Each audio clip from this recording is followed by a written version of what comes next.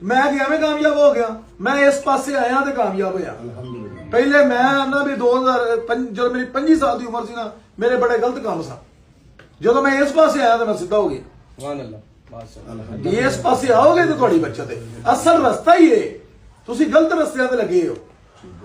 जनाई बंदे को ना पवो, कामयाब होना चाहिए। शराबी बंदे को ना पवो, तुहानू पता लगे ना ए शराबी है, ए चरसी है, ए जनाई है, उहदे तो किनारा कर जाओ। कोशिश करो कारोबारी बंदे को पवो। सोबत का बड़ा असर है, बड़ा ही असर है सोबत। और मेरा छोटा भाई है ना, वो इतने अजकल हाथ बड़ा रखता है, इतने वो एवं तो बाहर रखता है।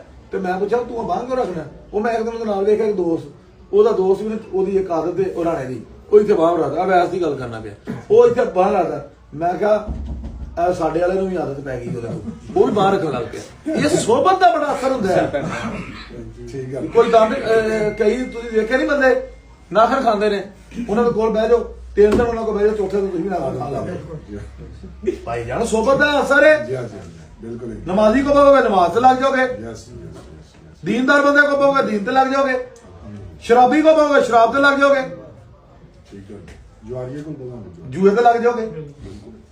और सही काम वर्गी चैसी को सही पासे आओ, सीधा पासे आ जाओ। अल्लाह पाक की जात इन्हों भी सानू भी इतने जेडे आए हैं, जो गल्लां चंगियां होईयां ने, जो भी गलबात की कराई, अल्लाह ताला की जात अपने हबीब का सदका, अपने खास हबीब का सदका डोगर साहब ते भी अपना करम फजल ते रहमत करे।